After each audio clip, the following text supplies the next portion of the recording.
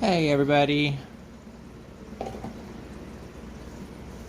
So before I get started, I'll show you the piece that we're gonna make. We're gonna make one just like this, but blue. It's gonna have 7 3mm zircon in one singular channel, one coil, and a focal stone with a really super simple bail.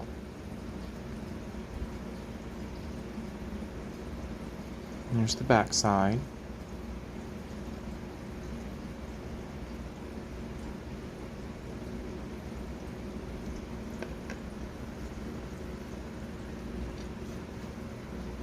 Hey David.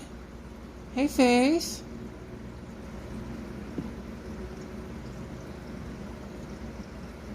Hey Nicola. Yeah, David, you can use pretty much any size focal that you would like. You can get a little too big. Hey Lauren. But I've used up to like $half sized Cabicons in this specific design, and it's worked out just fine.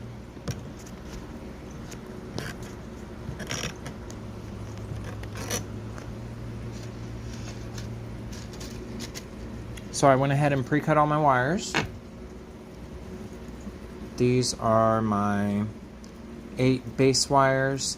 I had you guys cut 8 just because, you know, as you're going through, it's going to take less time to add wires that are already cut and straightened out versus doing that on the fly. Hey, Linda.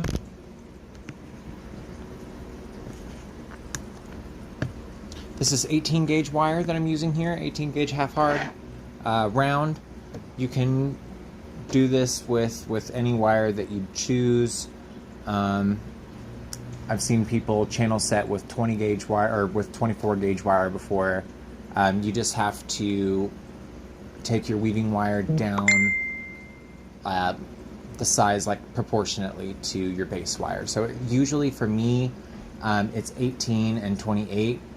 So that's what, 18, 20, 22, 24, 26. That's a 5 size difference, 5 gauge size difference in between my base and my weaving.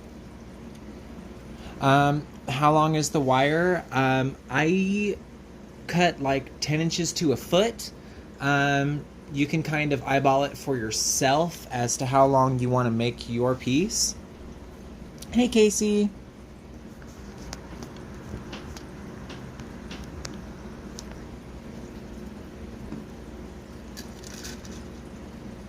So we're just going to start. I'm going to set my stuff off to the side here. If you've ever seen any of my videos before, you'll know that my work, I always start with channels. That's like the base for my everything. I'm just going to pick a midway point.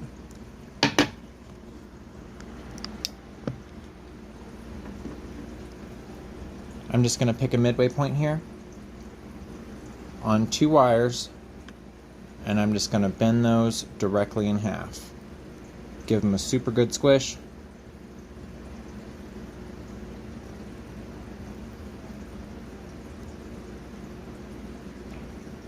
And super pinch down. Now this is going to be the base of our channel.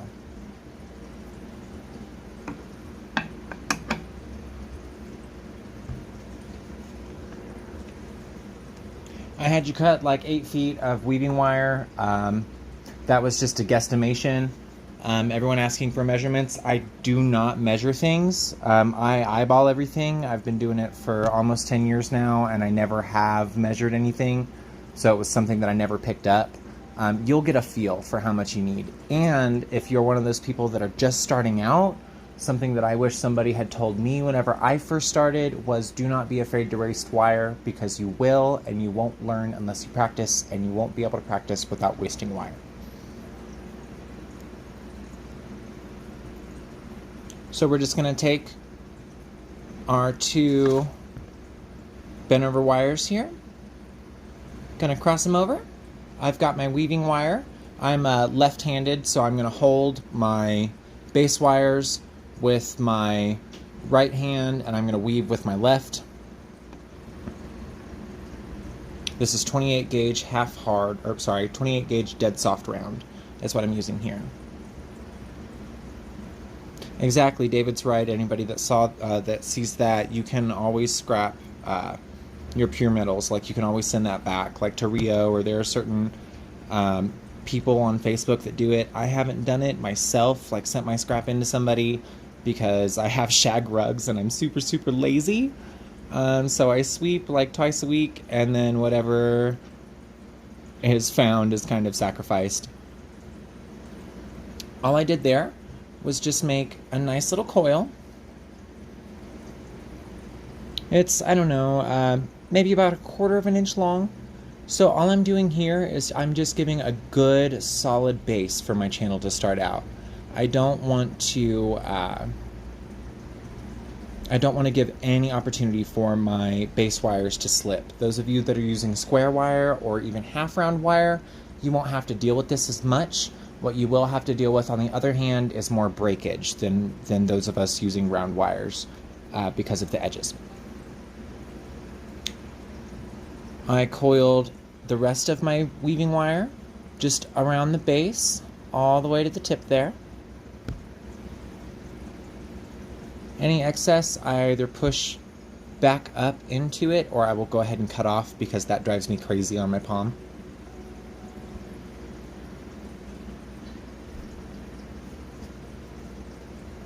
Oh, and back to the measurements. I have my weaving wire on a 1 pound spool that I get from Rio, and I just throw it across the room, basically. So I'm guessing about 7 feet, 8 feet of wire total for this whole thing.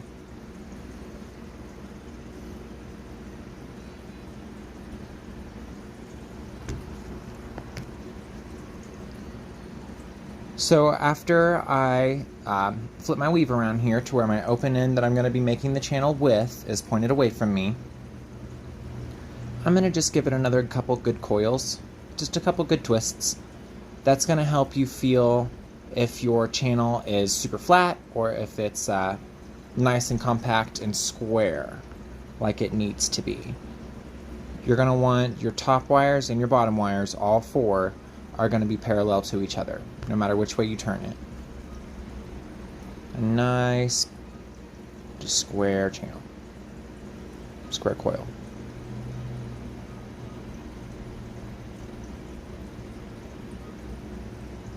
If your wires start to twist on you at the base here, don't let them twist any more than this, because that's going to put a lot of stress on your base wires as you work up your channel.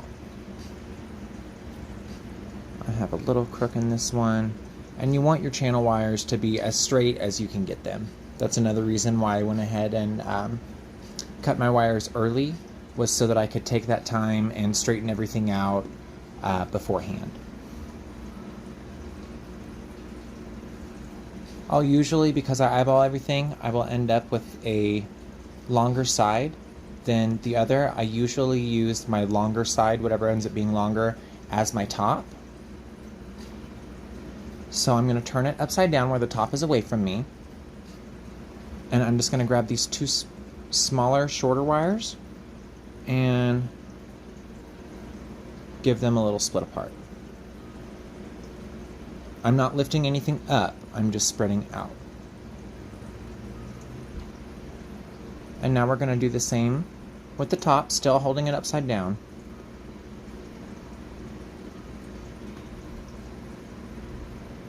And now you're going to pull down just a little bit on these longer wires. And then you'll flip it over. And here we have a start for our channel. Hey, Jason.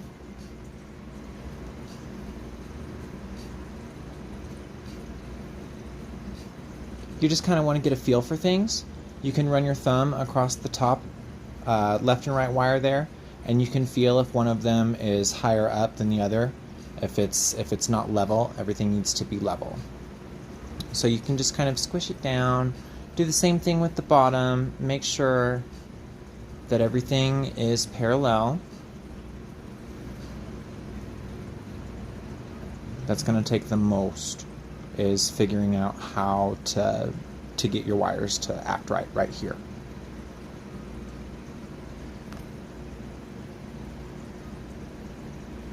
And here's where it starts to come together really quickly.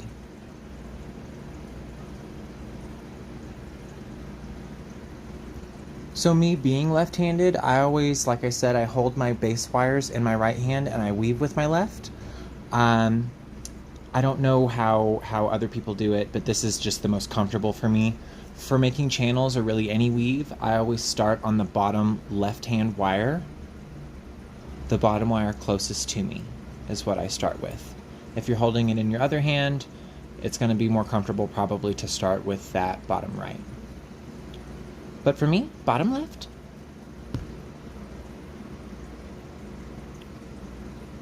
And I'm just going to go around once and twice. And so that's technically like a 1.5 turn because I'm not going around this other full time. So anytime I say 1.5, I'm just meaning 2 points of contact on that wire.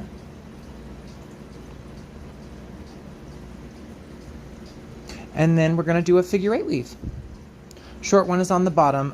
That's how I found it's most helpful for me to keep things separate, is to do it that way. I used to cut everything down and make it even because it bugged me. But anymore, it just helps to keep them separate. If you end up doing them on the top, that's just they're on the top. It's just going to be a way to help differentiate the levels for you.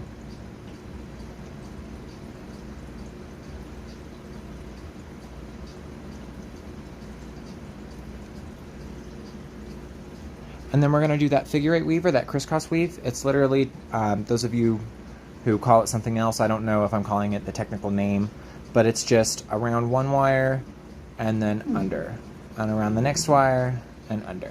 And it's a figure 8 with an extra loop. And we're just going to be doing that around all 4 wires. I rotate my weave as I go around.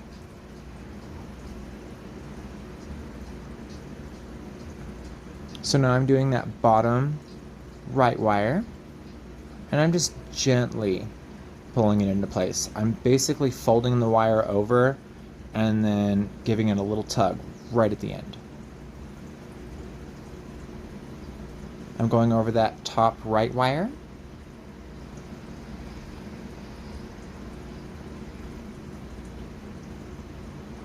And back over the top left. We're going to go down and through because we're doing that corset or that figure 8. Thank you, David. And back around. So you've gone one time around the entire weave. You're going to have 2 sets here because this is where we started and we ended. So always start and end on the same wire. Thank you, Cindy. And hi!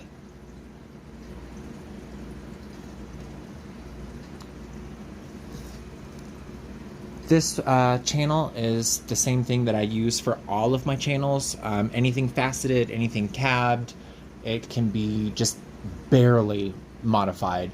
And you can do all kinds of natural stones too, like just random quartz points and stuff. You can channel set all that. But the measurement for me is just right up past where your stone is. So if I'm using a 3mm stone, if I was measuring, I would want it to be just past the top of my stone. If it's faceted, you'll see what I'm talking about. There's like the crown or the table, whatever it is, the very, very top of the stone, and then there's the side facets that go around, and then there's the actual like bottom part of the stone. Anchor the bottom right and figure 8 on the top 2. I don't know what Anchor on the bottom right and figure 8 on the top 2. Figure 8 around the entire weave, the entire channel. That's the only weave that I'm using in this whole thing, is just that figure 8 or that corset weave. And I'm just going around. Picture these 4 stones as cross sections of wire, like you're looking at it head on, like this.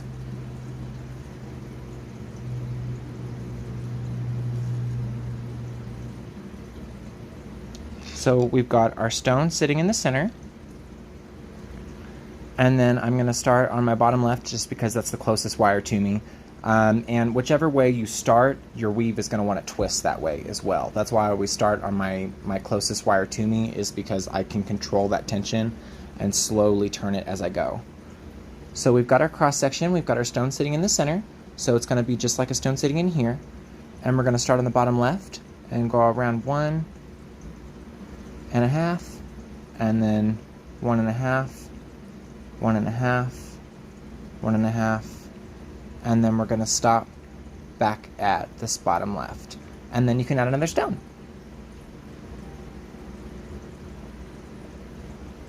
For me, I personally like a lot of movement in my channels. Like here's a sneak peek of this. I haven't shown anybody this yet. So how I get this movement here is I only have one securing weave in between each stone so that my base wires can slip around on that round wire. You can do more securing weaves in between each wire, and that'll give your channel a lot more stability, but it won't let it move as much. There's a lot less movement.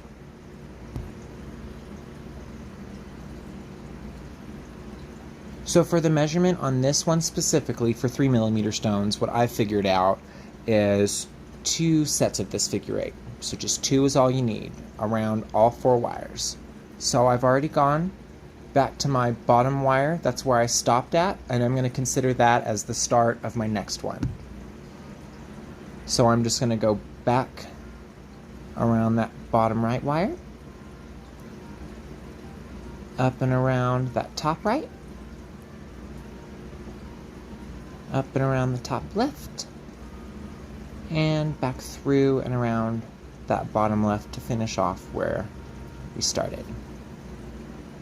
The only pliers that I use, guys, are these here. I don't know what brand they are, honestly. I can't remember even where I got them. I got them several years ago, and they used to have little rubber grippies on them and springs, but now they don't have anything. And so, like, I don't use any cutters or anything that are not these. I don't have any round nose pliers or anything. It's all just straight needle nose with the teeth on them. But with that being said, I'm going to take my pliers and I'm just going to gently push my weave together. I'm going to be putting pressure on the left and right wire, or sorry, the top and bottom left wires and the top and bottom right wires at the same time. So if you're working on the left side, do left, left. If you're working on the right side, do right, right. That helps keep that pressure even. And then if you do that, go ahead and flip it sideways and treat this as another left, left and right, right.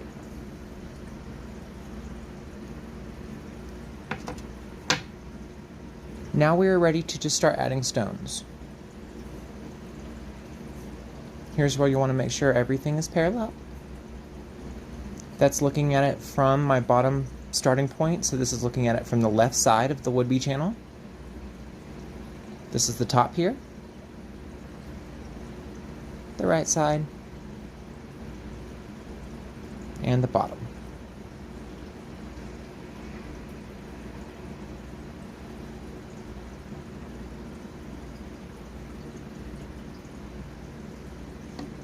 To add your stones,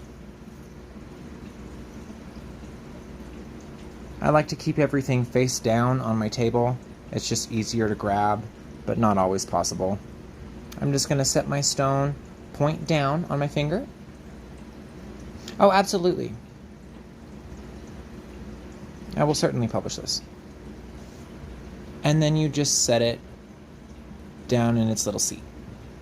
This is looking at it from the top, from the left, from the right, and I'm not going to turn it upside down yet because I haven't set it. And so this is the part that's going to seem like it's the hardest, but this is the easiest part of the entire thing.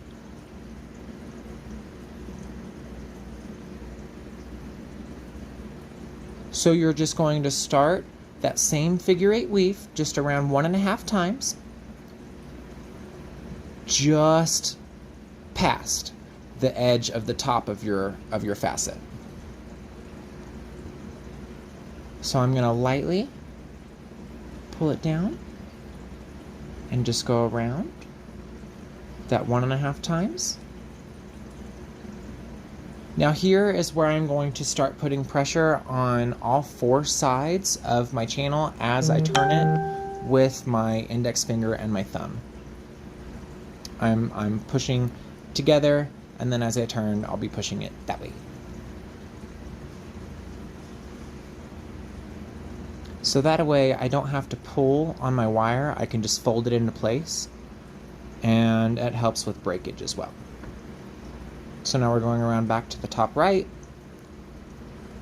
I'm flipping the weave, so now we're going back across the top of the stone.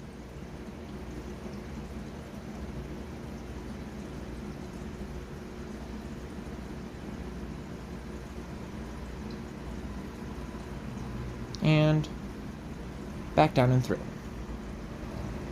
And we have a stone set.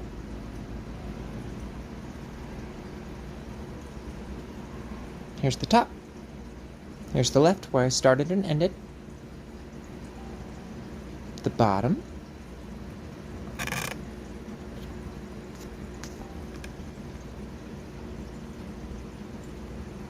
And the right.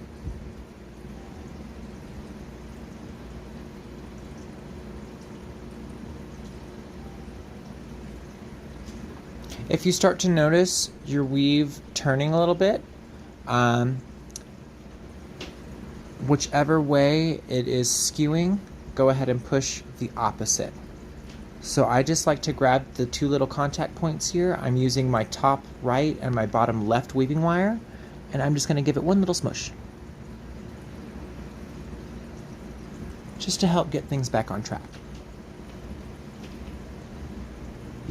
And now you'll see I've got this super wide V that these stones are obviously not going to sit in. And so I'm just going to squish that together and make straight lines.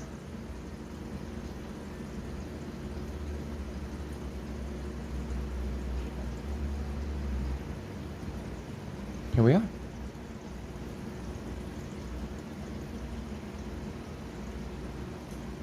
Here's the full channel so that you guys can see the size of this. Another reason why I cut so long, just so you know, is because all of the wire here, except for this coiled coil, all of the wire in this pendant comes from these channels, from this channel. All of this is going to be accent, extra, some for that coil. I just wanted to make sure that you had enough, absolutely had enough to do this design.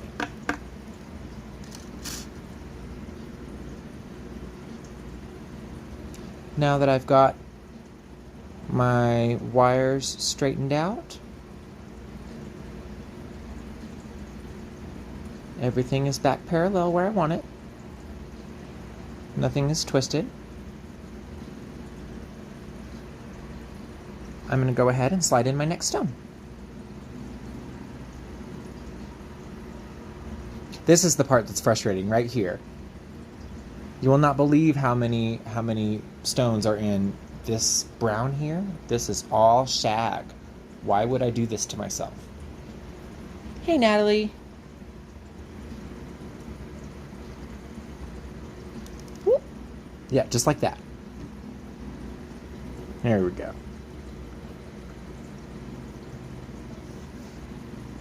And you slide it in there.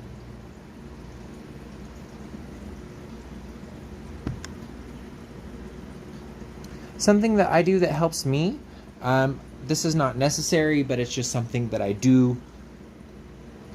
I will bend the bottom 2 wires down and left, down and right, the top wires up and left, up and right, and display everything out, because as we go down, these wires are going to want to pull together, and this is going to help keep them from crossing and getting twisted.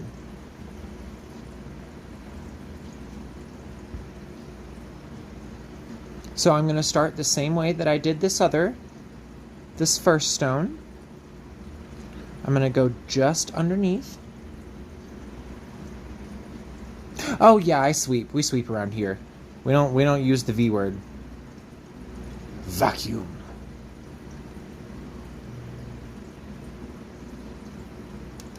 Whoop! Dropped a stone. So that is a learning moment. I felt like it was kind of loose, so you'll notice that these wires are still splayed out. My wires are still splayed out. They're not quite straight. And so we are just going to straighten those puppies out.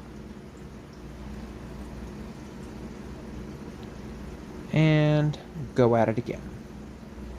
You'll have your weaving wire to contend with this time, so it might be a little more difficult to pop that stone in there. You can always unweave that coil, but I am like super stubborn.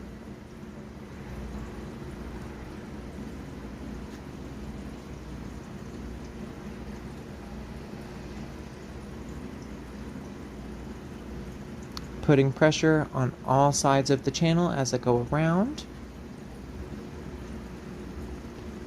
I just went around the top right wire.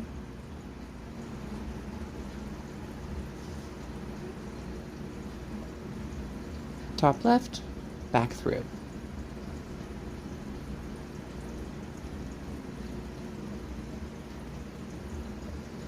Yeah, just some good old like Dollar Tree pantyhose would be perfect.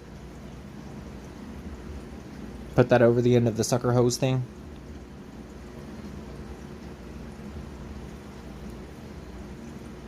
And I don't know if it's a neurotic thing or if it actually helps, but after I have to do that little squish bit that first time, putting pressure on my top right wire versus my bottom left wire and giving those a little squish, I feel like I have to do that after every one. I don't know if it actually helps, but that's just what I feel.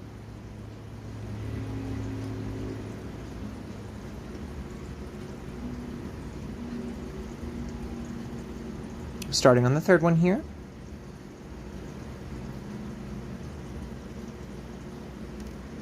You're going to find what feels right to you as far as how to put these stones in, like how to pick them up and how to guide them. This is also going to help you make sure that your channel wires are parallel. Like if you think that they're straight and they're actually not, this is where you're going to find out, because they're just going to fly out. So I go, what? No. So I go bottom left, Quayla. Is that how I say your name? I don't want to say it wrong. I hate that. So instead of bottom left, top left, you're going to go bottom left, bottom right, top left, and then back to the bottom left. So you're making a box, you're drawing a square with your wire, with just one line of wire at a time. So picture this. I'm not sure if you were here earlier, if you missed it, or maybe if I blew past it too fast.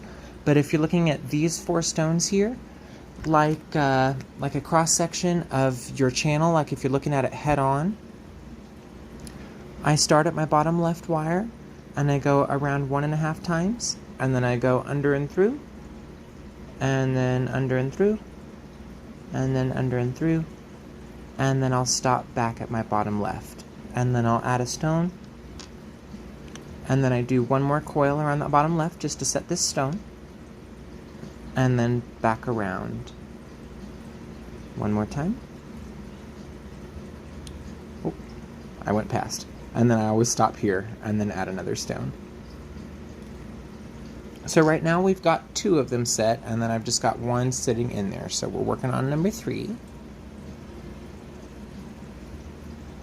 Okay, awesome, awesome. Hey, Jennifer. Hi, Pamela.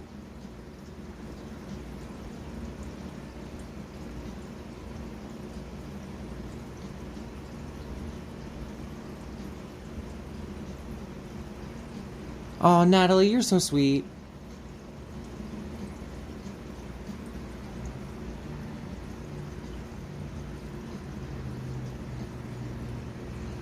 Welcome.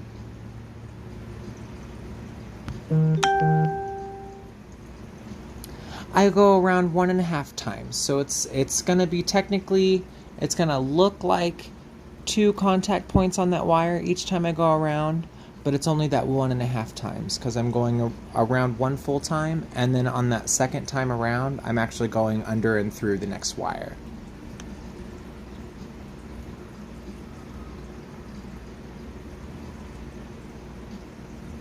Thank you. So this is the bottom right wire that I just went around here. I'm going up and through. That was the top right. And then back across the top.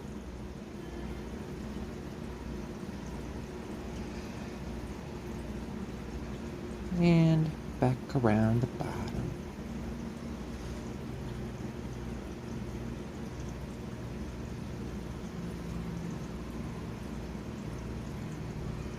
Thank you.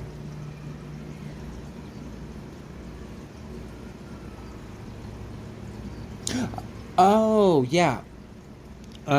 So you can do as many times as you want. If you're talking about in between the stones, I only do 1 time across, like I only do 1 securing weave around in between the stones, but you can do as many as you want. That gives you really cool textures. You can play with different weaves and braiding and stuff. You can do all kinds of stuff, but me personally, I like that super gemmy stained glass, like church window kind of look.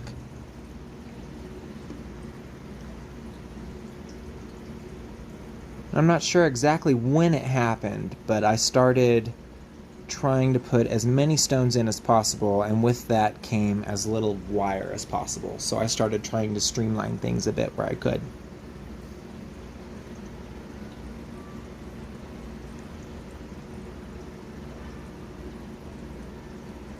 Gonna go back around the bottom right. I just started that on the bottom left, so I'm bottom right. This is back around to the top right. When I first started this, I don't know if any of you rotate your weaves as well, that are just starting out, but if you find that stuff like this is really difficult, you can't get your hands to do it, maybe try rotating your weaves, like as you go around, because I know for me, whenever I first started, like this technique, the beginning 30 gauge, it is not Miss Christie. Or Mr. Christie, I'm sorry, I shouldn't have said that. So Christie, I'm all in my head about that kind of stuff because I'm just so ham-handed with my mouth. I'm using 28 gauge dead soft round copper for my weaving. Those of you that are just tuning in here, 28 gauge dead soft round for weaving, and 18 gauge half hard round for my base. You can use square, you can use half round, you can use whatever you would like, but this is just what I prefer personally. And we've got 4 stones set now. So I'm going to start with my 5th.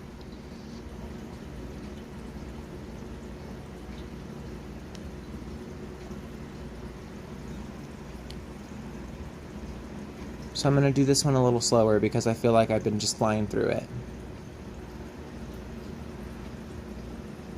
So this is that 1.5. Well, that's what I mean whenever I say a half. That's the half.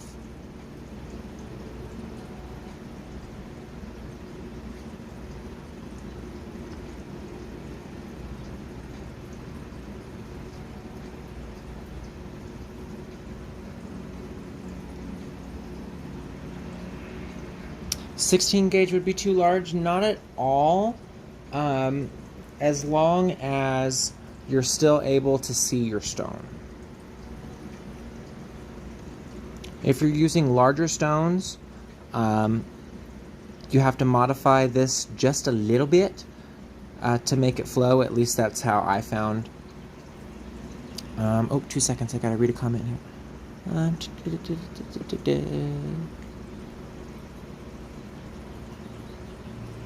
Oh, absolutely. I hope you have a good day, David.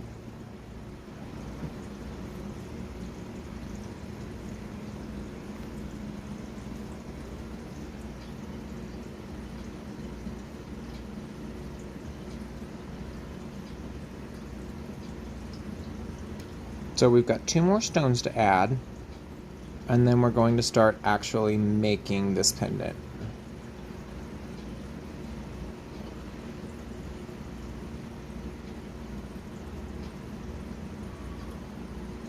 Oh, it's just gonna fight me. That's where I said earlier how you can tell if your base wires aren't parallel, because your stone will not sit in there.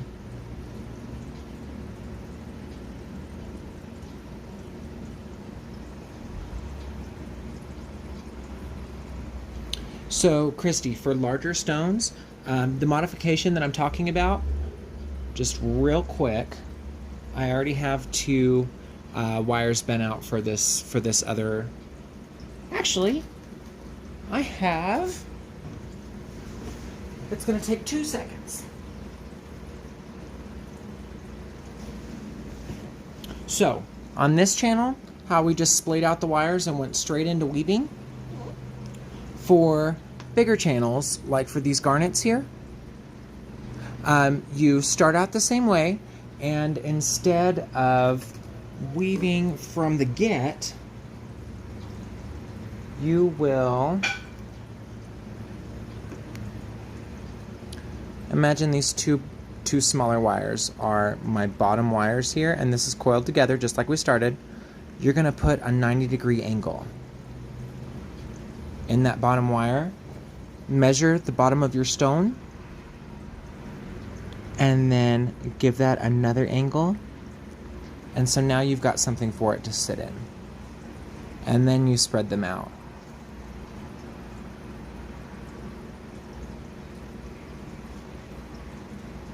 And that is how you would set the larger stones.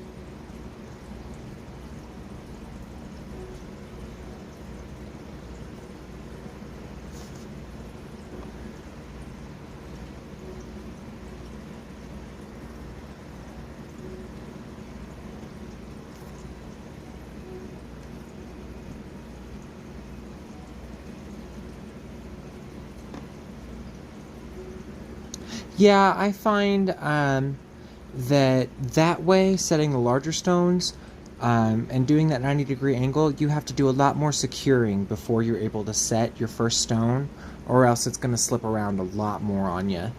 And later on, whenever you're either warping the weave, or if you have to work it at all, like add tie downs in between your stones, it tends to slip on the bottom part there, where it's bent on those 2, like where it's bent there. It'll slip there and separate, and you'll drop stones at the bottom if you're not careful.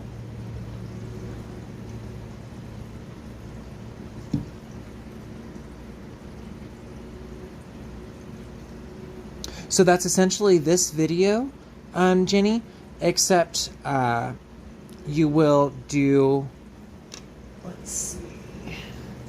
I'm going to pick this back up here. So where this is your seat for your stones, and how you'll have it splayed out like we do here, you will just coil this. You'll take your weaving wire and you'll coil those together down around into the bottom, like right about here, and then go ahead and start with your securing weaves, and that will make it super solid. I also, let's see, oh, somebody said, how much do I charge for my completed pieces? So whenever I started making this design, this was what I considered a $50 mini. Now it really just depends on the materials that I make it out of and what stones I use.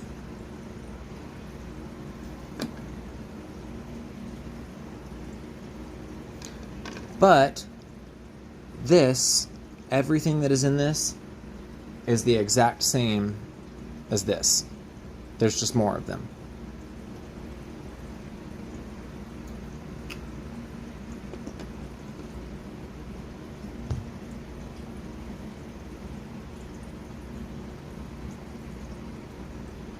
Let's see, I've got one more stone to set, so we've set 6.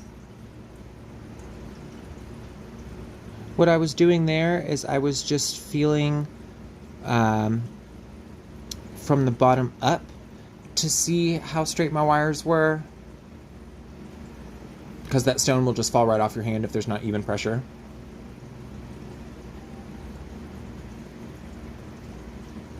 Oh yeah, and the big one I haven't even finished yet. I haven't told anybody, I haven't posted it, so y'all are the first to see that one.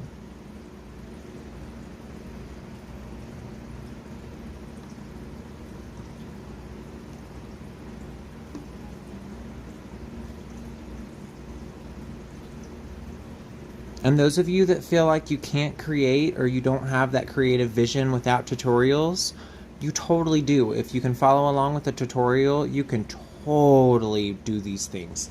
They're all the exact same techniques, they're all the same designs, they're all, you know, there's only so many ways that you can really curve a wire to the left. But you'll never know unless you try. You will never know unless you try. And you can also reach out. I'm one of those people that doesn't mind answering questions one-on-one. I like to do video calls with people, stuff like that.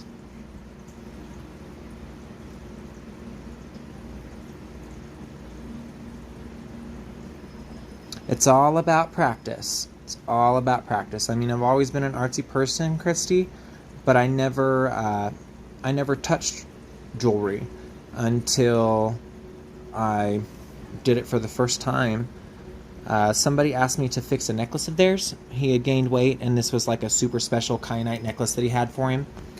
And so he was really sad that he couldn't fit it in it anymore and asked me if I could extend it. I was like, well, sure. I don't know what that would be, but I mean, get the stuff and I'll try. And he did, and then I just never stopped. Like, ever. So now we have our 7-stone channel.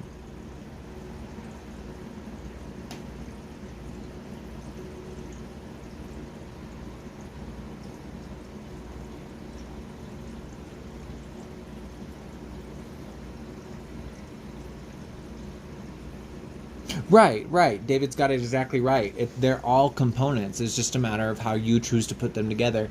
And after doing it for a while, you get an eye for it, whether you realize you do or not. I've been wrapping since 2012, Natalie. And so to cap this channel off,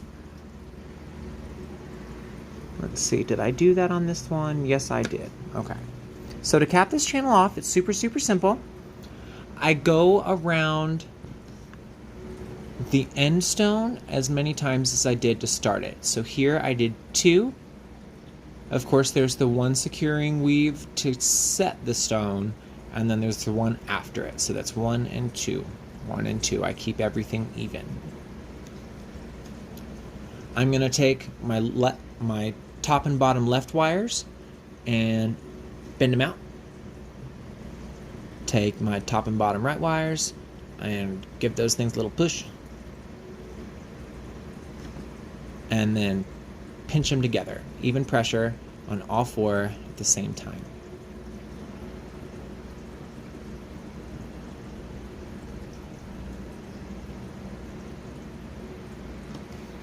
And then I give it a nice little coil.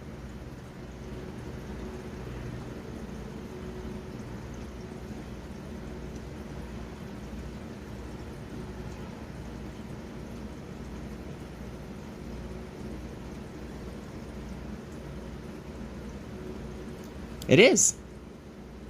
That's exactly right. This is the If I had a frame, this would be it. This is my bread and butter of all of my pieces. Now you've got these pesky bent ends. I just bend this back.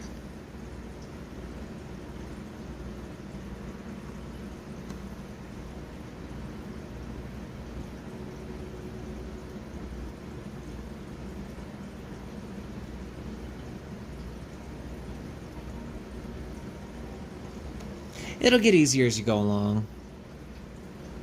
Like after a while, this is gonna start to feel like smooth as butter.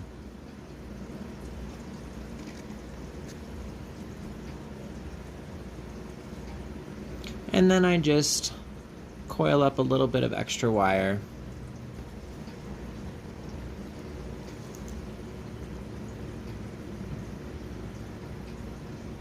And we have, this is the top view.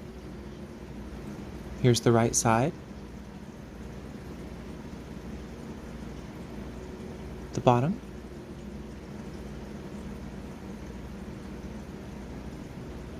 The left. And back to the top.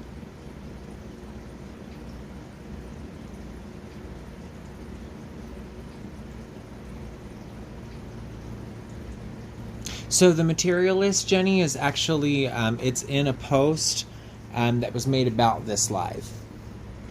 So if you just search Josh Maxson in this group, it should come up.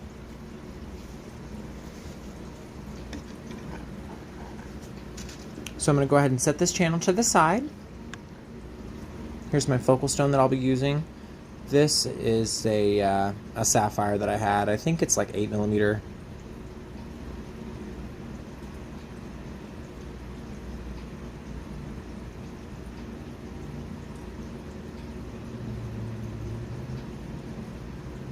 Yes, I'm publishing this, Christy.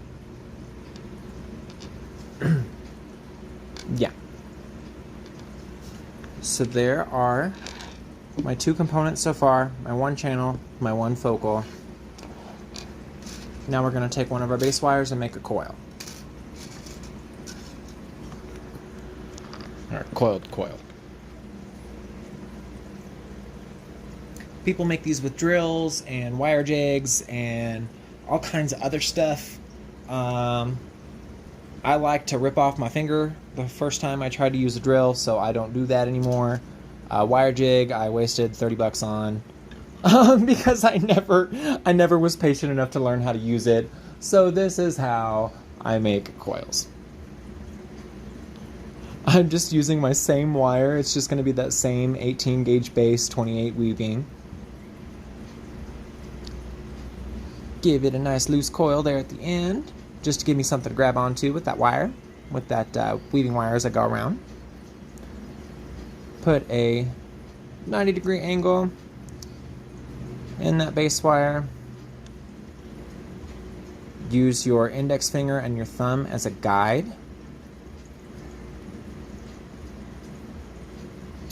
And coil.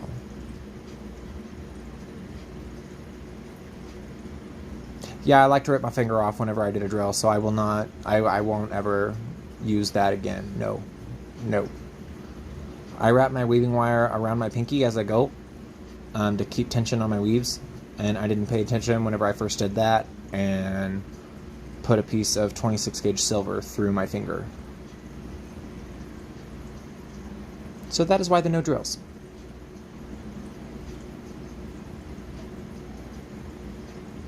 As my coil gets longer, I'll start to put a little bit more kinks in it, just so that it's more manageable.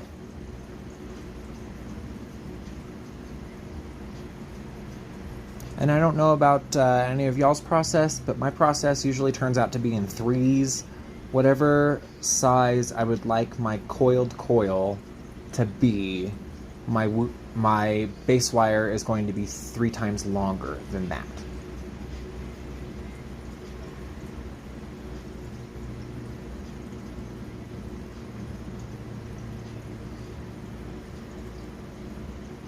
Oh yeah, this wire, Christy, is like just perfectly sized to slip in your fingerprints and like ruin your whole day.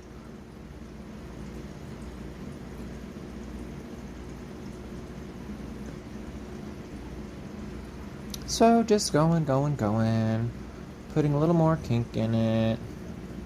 I usually don't like to leave any more than 2 in it at any given time though.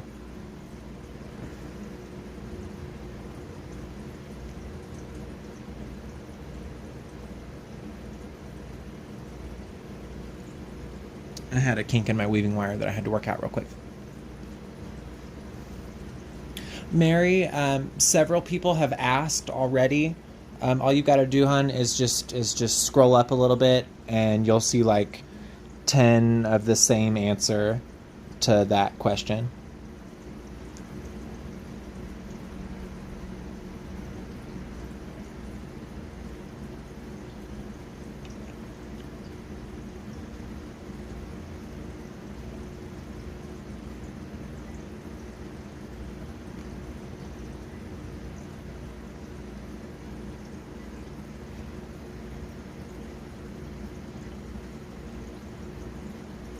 Are you silversmith?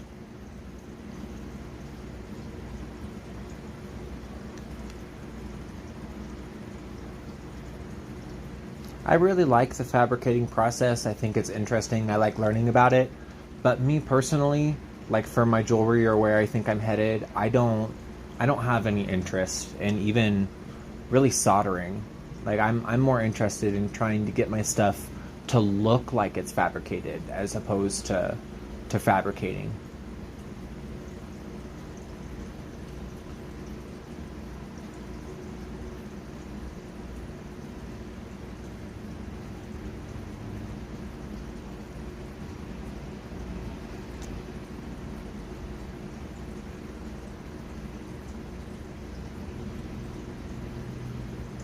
Your coil is going to expand. This weaving wire that you're coiling around your base wire right now is going to expand as you coil it around another piece of 28.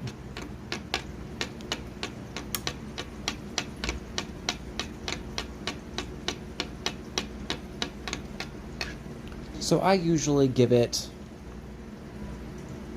I don't know, a good like 4 inches maybe. 4.5, 4, something like that. It's that rule of threes again. This base wire is 3 times longer than I want my coil to be, and this single coil is only going to be about 2/3 of that total base wire.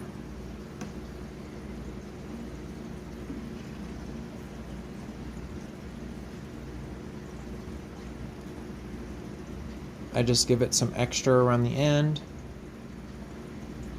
and then I will leave a good,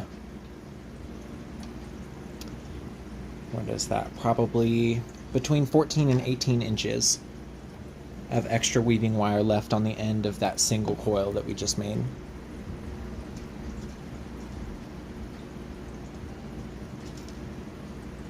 Oh, yes. So the base wire is going to be 18 gauge, Mary. I'm sorry for my frustration, but it was literally just said 3 more times since you asked your initial question. I only have an hour left, and if I'm spending all of my time repeating myself, then none of you are going to be learning any new techniques or how to make this piece.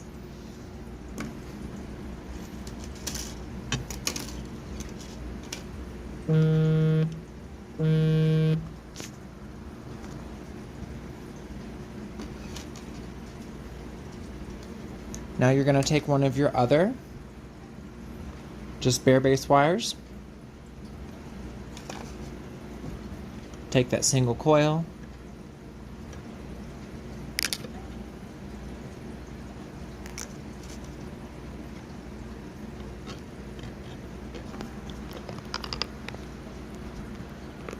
and wrap it around.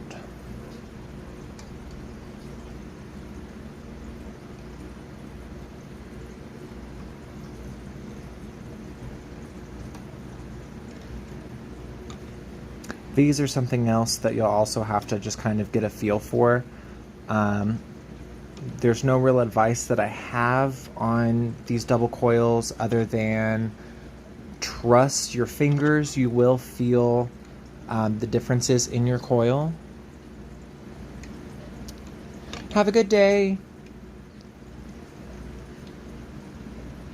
And you're just gonna want to keep it nice and snug up against there. I don't have this all the way tucked in because then I wouldn't have anything to grab onto, but I don't also have it shorter than this because any more pressure on that and you will stab yourself on accident.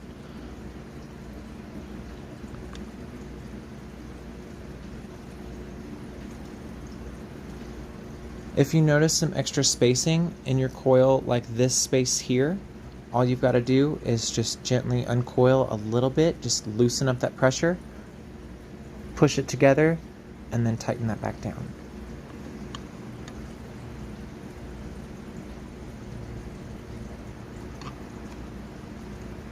If you use pliers on your coils, it's really easy to accidentally snap that base wire, especially, or that weaving wire, especially if anybody is using a square or half round as a base, because like I said in the beginning of the video, those edges will cut that wire.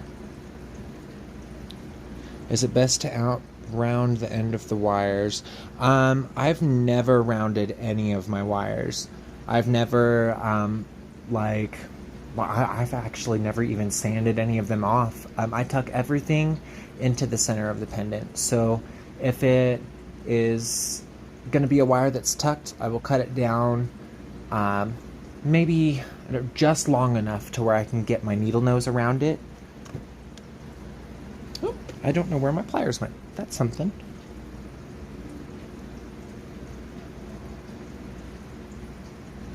And here we have our coil.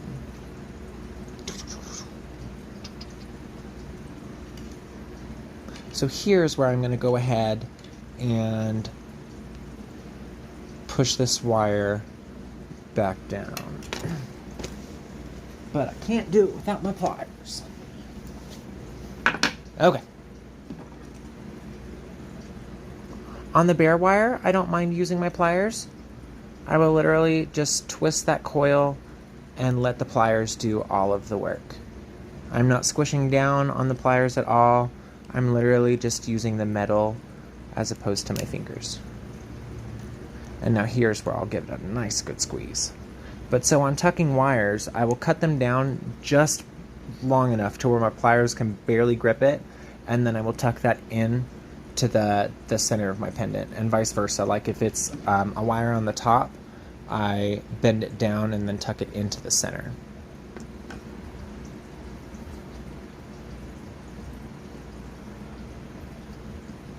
Are you talking about... Okay, Natalie, are you talking about my scrap wire that I just cut off and threw? Because yes. Oh yeah. There's lots of really helpful tools, and like there's a reason that people make them. There's a reason that those are made. I'm just one of those super stubborn people that's like, I can do it myself. And so these are just like my little workarounds.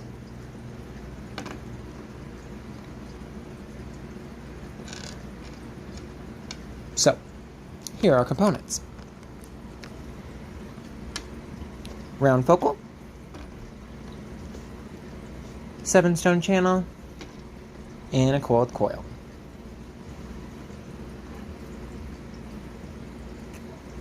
In the beginning of this video, I took 2 of my super long base wires and I bent them in half. I gave them these really nice sharp curves or sharp bends in them so that I could have one coil out of, or one channel out of 2 pieces of wire. I'm going to go ahead and cut that end off.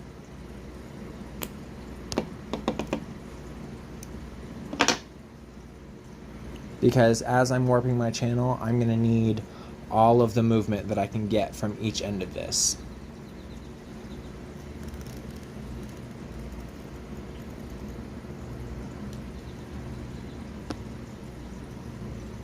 Let's see, I don't know why I did that.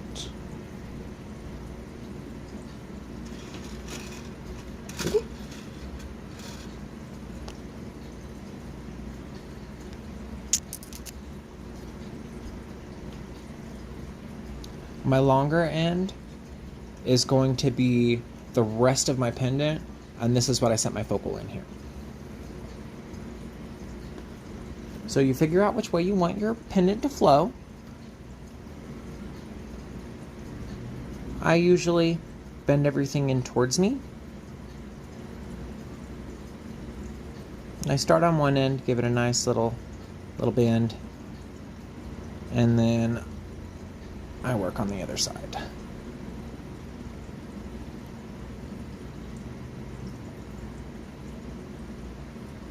The side with the longer bit, the longer base wires, is going to be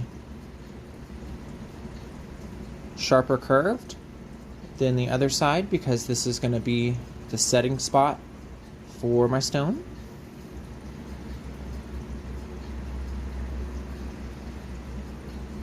I'm going to go ahead and separate one of the bottom wires just out, away from everything else.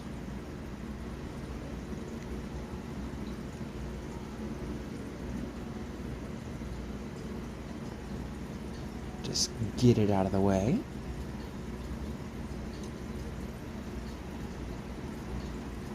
The other base wires, we're going to go ahead and coil together, or you can do any kind of weave, but I just like a good old coil.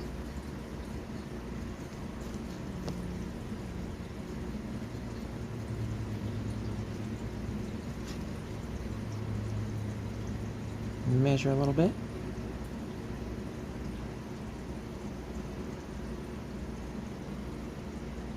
And your stone, if your channel is as tight as it should be, you can set your stone right in that groove in between your top and bottom wires of your channel, and you can use that as a setting point.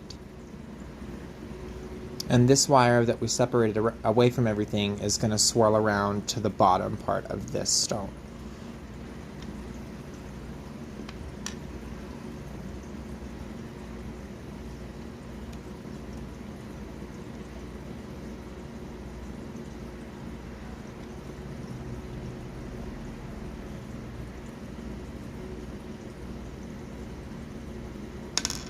Here's where we're going to start having some scrap.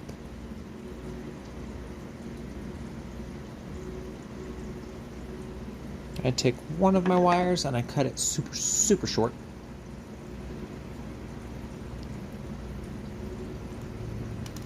So this design, Natalie, and thank you. This design is something that I've been working towards. I know it's super simple and it's small, but it's something that I've been actively working towards for at least 4 years. I've been trying to make things better and smaller and more ornate and then smaller. And I go through these crazy size difference swings. Like one of my biggest pendants that was an actual pendant intended to be wearable for like a human person was around 7.5 inches long.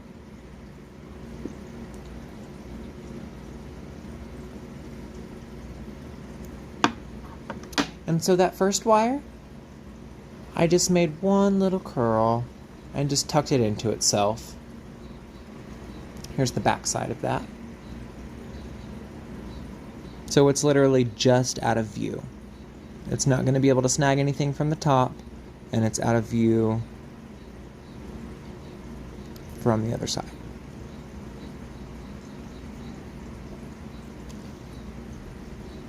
And then I'm going to continue that coil around, only on the 2 wires this time, because we had 3 there to start with.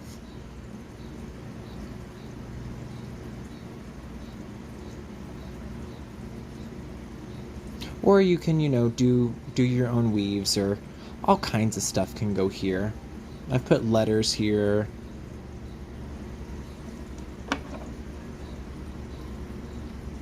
I like to keep them flat because I like that nice wide flat coil. And thank you, Christy. Thank you, Natalie. And then now I will just stagger it.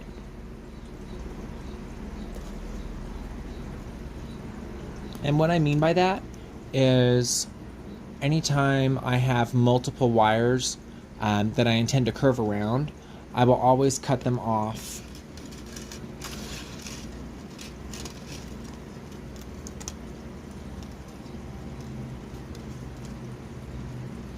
like that, so that my my swirls can lay on top of each other or curl inside each other, and I won't have a bunch of excess.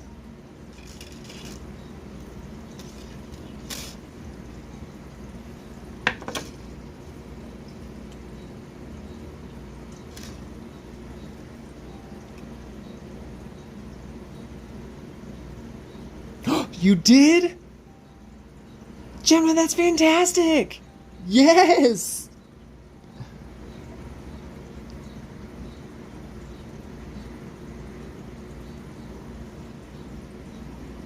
Is anybody else learning how to channel set for the first time from this video?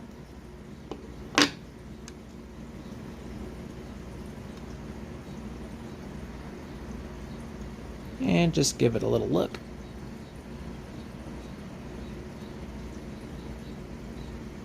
And you can kind of start to see our pendant taking shape here. Well, awesome! I am so happy that y'all decided to give me a chance.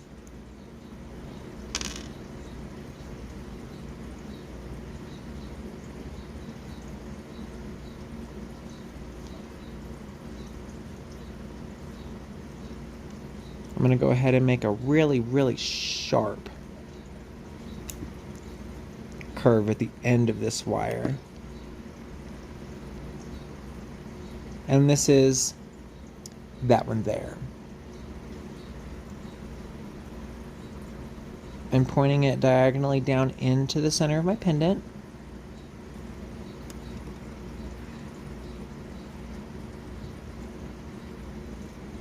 Give everything a good squeeze. Still try to make sure that you keep your flow, because the main part of these little minis is that flow. Yeah, pardon me. Yeah, Rebecca, I'll be publishing these so that you can see them later as well. Oh, fantastic, Casey! I'm so happy. Why not, Natalie? You totally should. You totally should. So now that I've got my stone to where it's not going to pop out from the top, while it's still set there, I'm going to flip it over, and I'm going to put this wire down like so.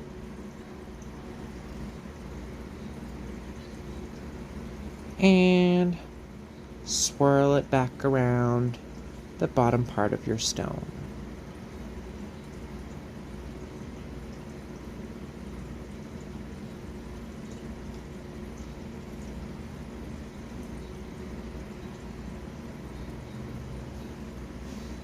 And here we are.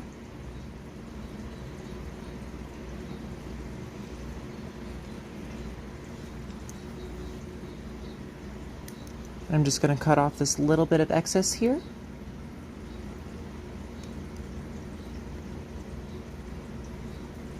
And then curl that back into itself. Give it a nice squish. And that is how I initially set stones. Boop.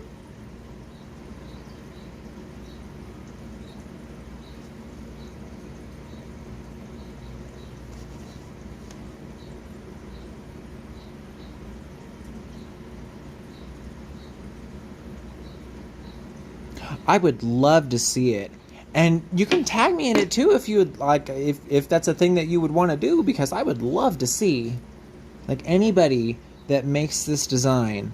And if you want to post it and tag me in it, I would be doing happy dances all over my front room.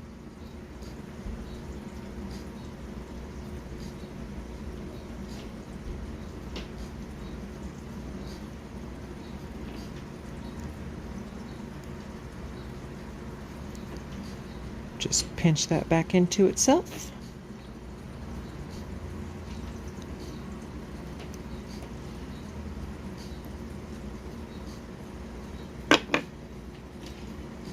I'm going to take this remainder of my weaving wire here,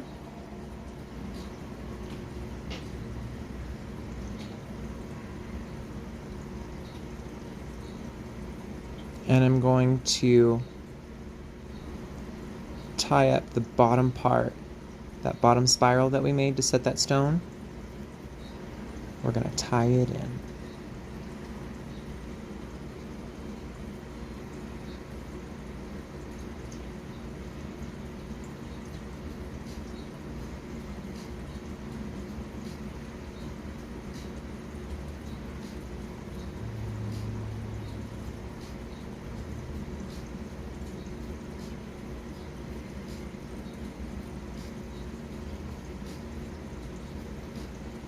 Oh, I would just love to see what you come up with, Natalie. I do have a YouTube channel. I just wasn't sure if I was able to talk about it on the live, or anything like that. But it's just my name under YouTube, and I'm always down to like make new friends and stuff too. But I do have a request. If you are going to send me a friend request, please send me a message as well, so that I know you're not just a random bot. Because, just for an example, I got 3 friend requests yesterday from a person called Trustful Stone Seller. So...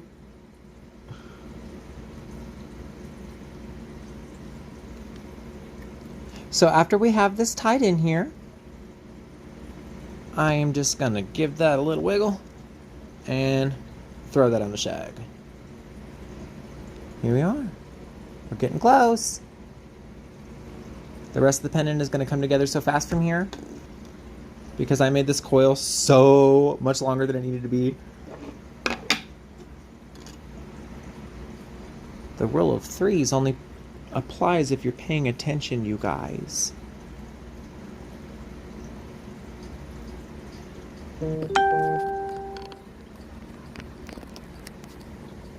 Is that better, Paula? I'm having an issue because this here is what is holding my camera. And I can't get my hand under that.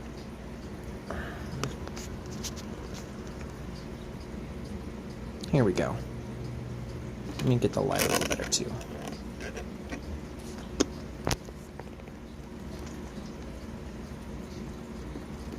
Okay, so tip about bending coils. They don't like it.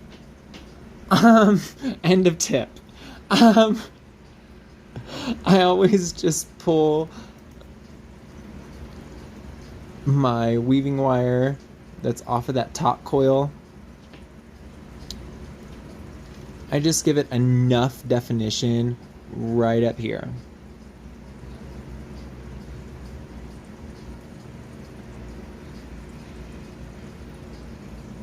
So it's where my hands are.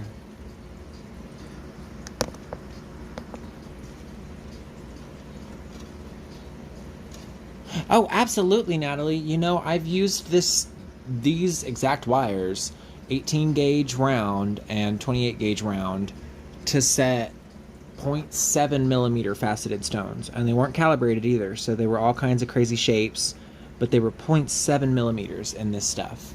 So you can set all kinds of stuff, anything that you're patient enough to set.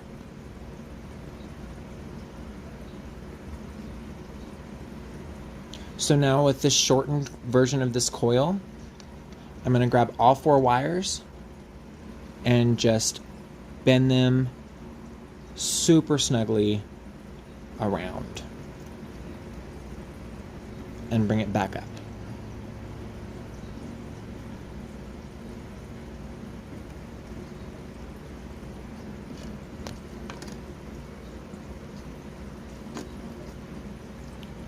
I'm going to measure out my coil here real quick.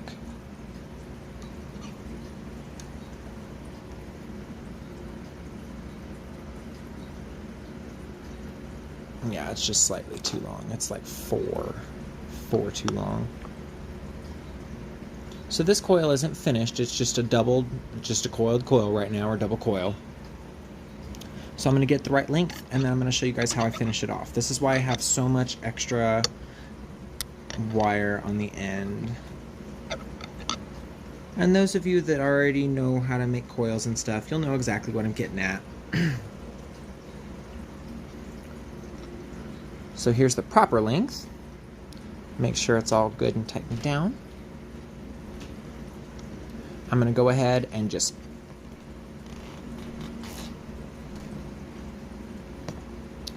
undo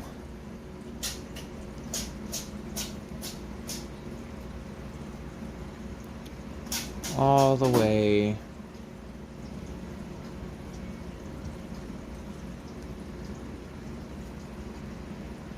back to the base here. I'm going to give it one good time around on that bare wire.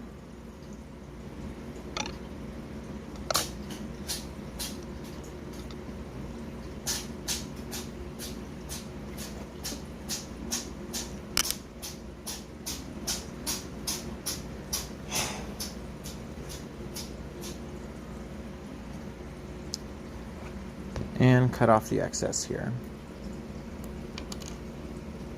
Give that a nice little crimp down.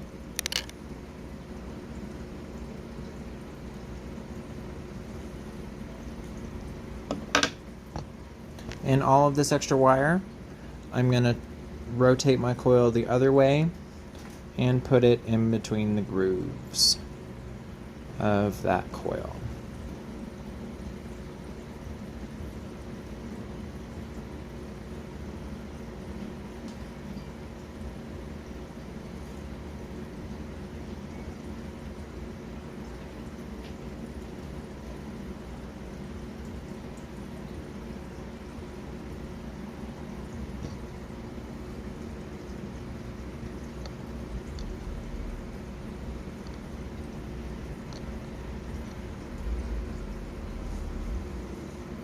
Okay.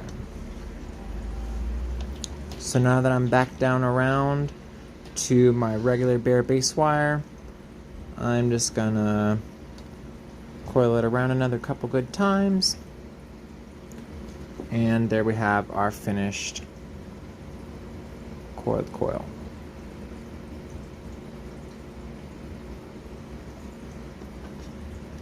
You're gonna take your small end, stick it up through this loop.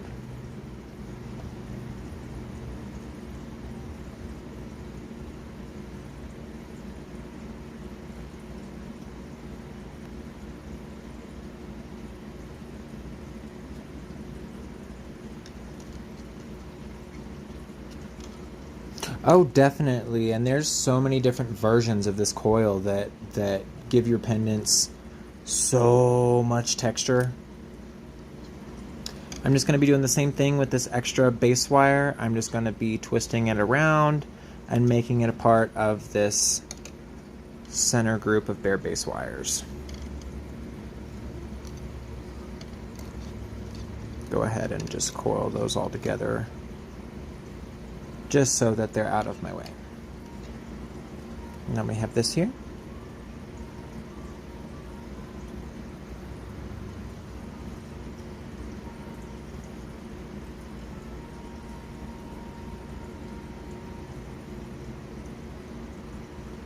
Ooh.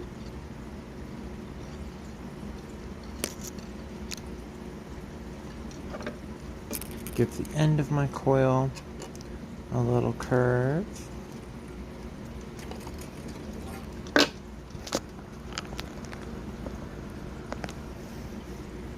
It really depends on what I've made, Christy. As long as I like it, I don't have a system for that. I personally, I prefer to dip everything and then just kind of figure it out later. But there are some pieces that like I will dip and then right after I'll be like, oh man, I shouldn't have done that.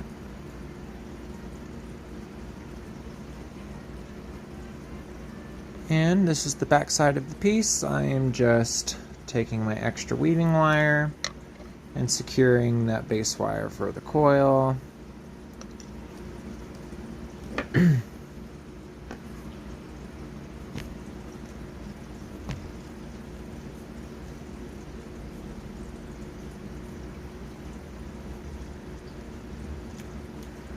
Just securing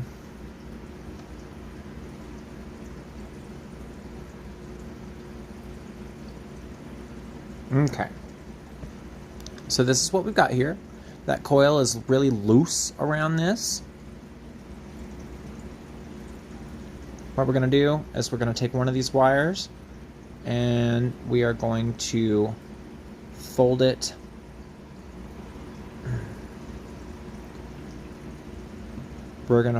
around the back side of everything else and bring it back around the front.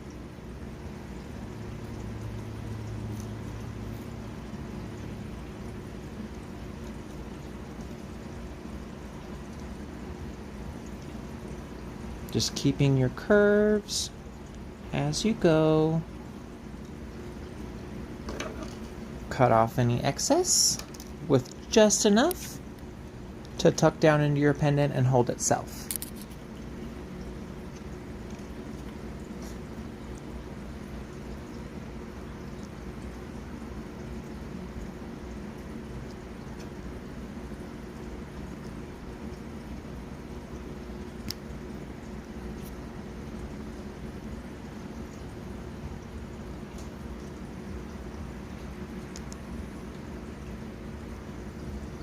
Give it a good smoosh.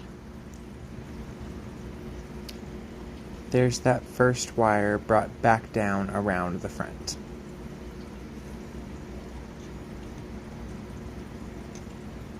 Now this extra base wire here, we've got it secured.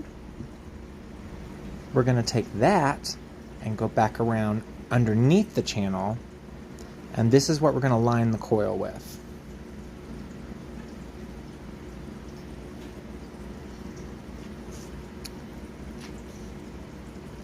And we are just going to stuff this base wire in that groove, keeping it a nice flowing curve all the way around.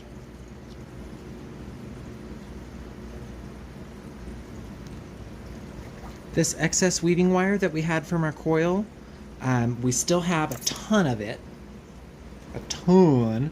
At the moment, I probably have like 18 inches of it way out here. We're going to take that and push it up through from the back side on top of that bare wire. We're going to bring it up through our faceted center focal setting.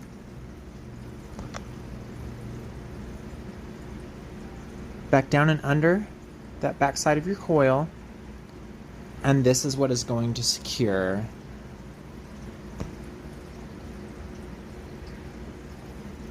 your coil wire. And I'm just tying everything down through the main focal hole.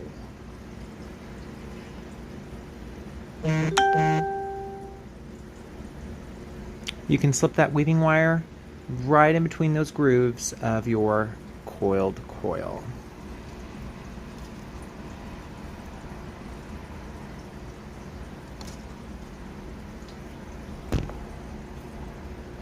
Now do it around just a couple more times. Maybe 3. I'm thinking about only doing 2. That might be all that you need, because I'm going to take this extra wire here and I'm going to stuff it down through here, and that's going to tighten it down. So on that, I'm going to cut it just past where I want it to go.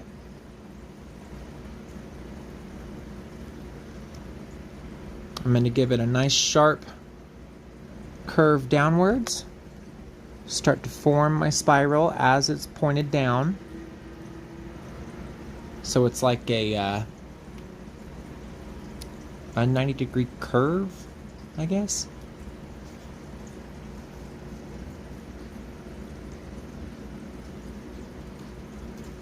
And then that is what I'm going to push down through and curl up from the backside.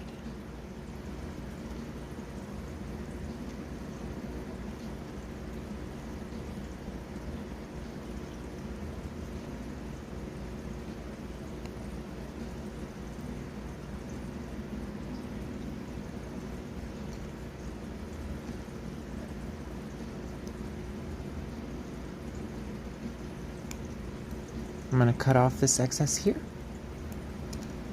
It's got that little point. It's looking at it from the back. And we are just going to give this a nice closed loop.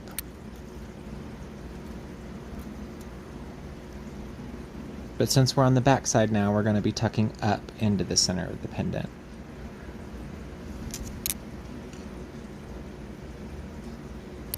I get my stones from everywhere, Rebecca. eBay, Amazon, Etsy, some people on Facebook. I've gotten stones on Instagram before, but I got kind of boned over some filters that somebody had put on.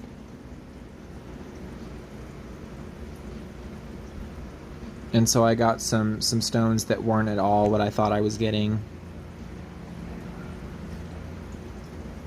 And now we're going to make the bail. So this is where you can get super creative, or you can just do it super simple like I do. Real quick, for those of you that are just starting out, or just for anybody curious as to why I leave bails bare like this, it protects against chain rot. So all of your little points where your weave here is exposed to a chain sliding across it, those are going to eventually get thin and break. Where it's bare wire, it's not going to do that so much. If it gets marred, you can just buff that out. Do I wrap non-gemmy stones like turquoise? Yeah, absolutely I do. This piece here is a ruby cabochon that I just made this morning. It's made to hang sideways. But yeah, you can, and this is just a bigger, modified version of this.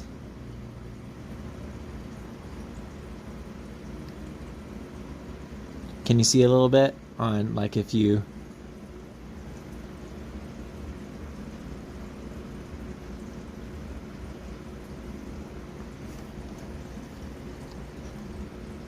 So for the bail,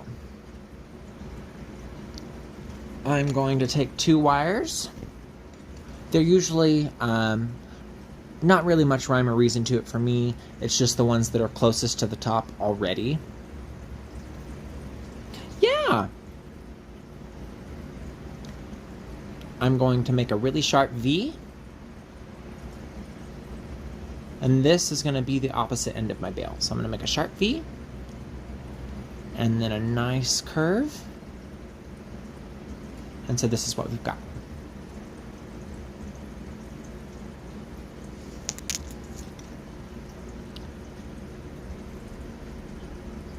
Absolutely I do.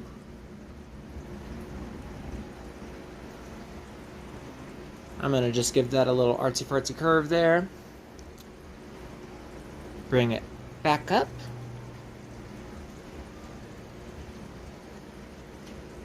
Hook onto that V. And cut off that excess.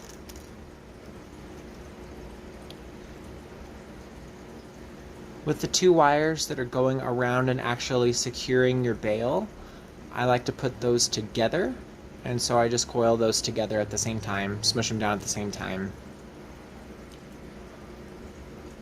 And with these 2 that actually make up your bail, I'll split those behind it here.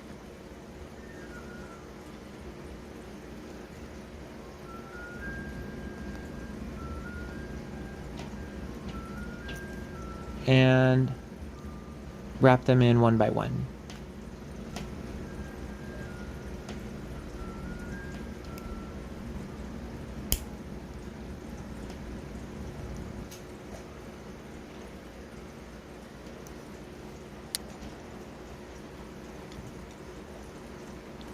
Oh, awesome. I'm so excited for you. Cabbing is such a, like, I haven't done much of it. I just got a Dremel myself. And I just started monkeying with it. But I've got a lot of friends who have went on those cabbing adventures, and I love seeing people grow. So all I did was split those bail wires.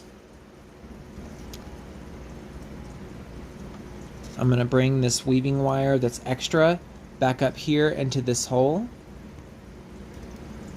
I'm going to give it 3 or 4, probably 3, just nice tight coils in there, and then I'm going to cut off this extra weaving wire.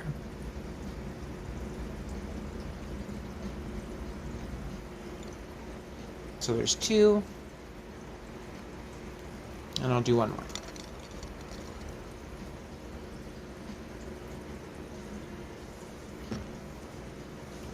In my opinion, you can't make a pendant too secure, so if you feel like you need to just keep going with the securing wires, you just keep going.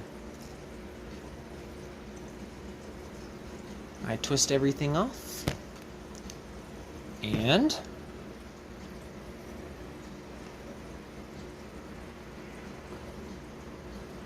here's our finished piece.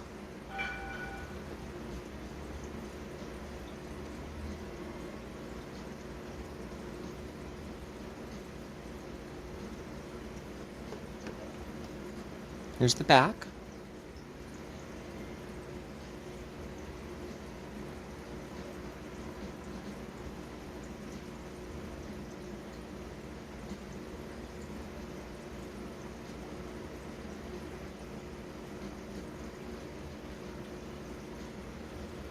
Straighten that out a little bit. I don't like the way that curve is.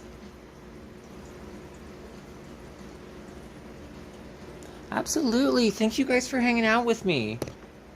I'm gonna tighten this up just a little bit more because I don't know if you can hear me mumbling, but I don't like the way this is curving. There we go. That's what it's all about, right, Casey? I mean, if we're not lifting up each other, what are we doing? What are we even doing?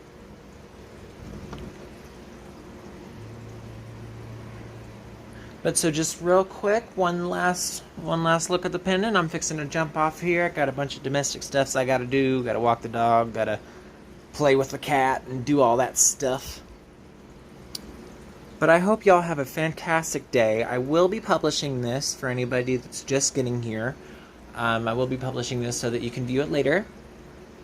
I do have a YouTube channel. It's just my name, Joshua Maxon. It's M-A-X-O-N, Max on, Max off.